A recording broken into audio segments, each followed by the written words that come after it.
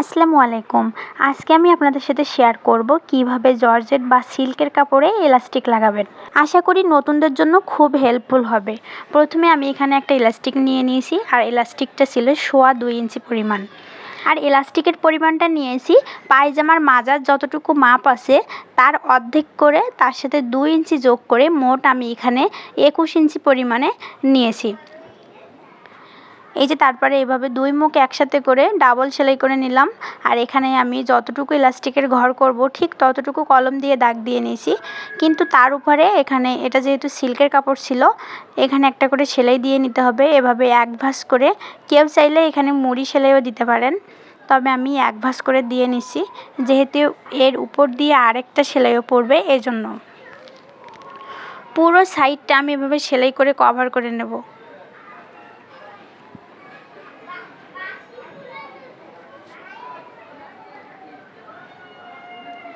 এভাবে পুরো সাইডটা ঘুরিয়ে সেলাই দিয়ে নিতে হবে। এই সেলাইটা কিন্তু খুব ইম্পর্ট্যান্ট, আপনারা না দিলে কিন্তু এরপরে ইলাস্টিক লাগানোর সময় ভালো ফিনিশিং আসবে না। এবার ইলাস্টিকের ঠিক এই সেলাইটার এখানে ধরে আমি ওই দাগের উপর রেখে এভাবে মুড়ে নিয়েছি। আর ইলাস্টিকের সাইড দিয়ে হালকা যে জায়গাটুকু আছে এই সেলাইয়ের উপর দিয়ে কিন্তু আমি সেলাইটা দেব।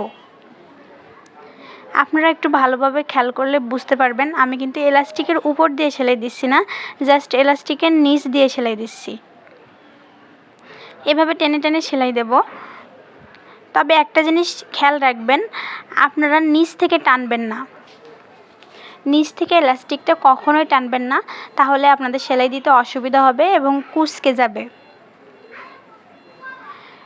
আপনারা যতটুকু এভাবে সেলাই দেওয়া যায় ততটুকু এভাবে সেলাই দিতে থাকবেন। যখন এলাস্টিক ফুরিয়ে আসবে, এই যে ফুরিয়ে আসছে, এখান থেকে উপর দিয়ে টান দেবো এভাবে, নিচ থেকে কিন্তু কখনোই টানবেন না। নিচ থেকে টানলে আপনার এলাস্টিকটা কুঁচকে যাবে আর সেলাই দিতে খুব অসুবিধা হবে। এভাবে চারি সাইডটা আমি এলাস্টিকের ঘুরিয়ে ঘুরিয়ে সেলাই দিয়ে নেব।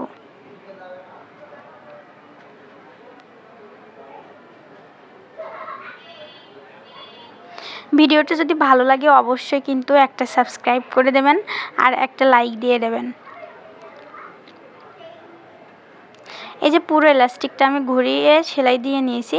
এবার এর উপর দিয়ে একটা সেলাই দিব। তার আগে একটু টেনে টেনে চারিদিকটা সমান করে নিতে হবে। এই যে আমার চারিদিকটা কিন্তু সমান হয়ে গেছে। এবার জাস্ট এর উপর সেলাই দিব। এভাবে ধরবো এবং 2 ইঞ্চি ধরে ধরে টান দিয়ে দিয়ে সেলাই দেবো। বেশি ধরতে যাবেন না, তাহলে আপনার সেলাই দিতে অসুবিধা হবে এবং সম্পূর্ণ কাপড়টা কিন্তু টান খাবে না। টান খাইতে গেলে আপনার 2 ইঞ্চি থেকে 3 ইঞ্চি ধরতে হবে, এভাবে টানতে হবে।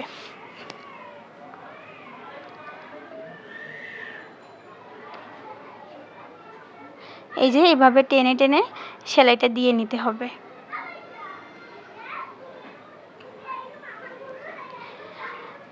যদি ভিডিওটা আপনাদের কারোর একটুও সাহায্য হয় তাহলে কিন্তু আমাকে অবশ্যই কমেন্টস করে জানাবেন। আর এরকম নিত্য নতুন ভিডিও পেতে আর বিভিন্ন টিপস পেতে চ্যানেলটা অবশ্যই সাবস্ক্রাইব করে রাখবেন।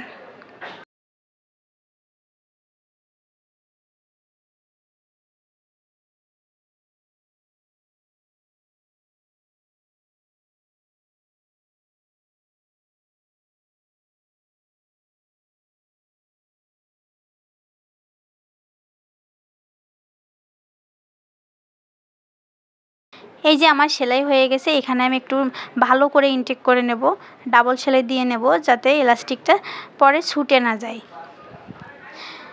দেখুন কত সুন্দর হয়েছে আর একবারেই কিন্তু ফিনিশিং আসছে। আপনারা কিন্তু জর্জেট কাপড় বা এরকম সিল্কের কাপড়ে সেলাই দিতে গেলে একটু অসুবিধায় পড়বেন, তবে এভাবে ফলো করলে অসুবিধা হবে না ইনশাল্লাহ।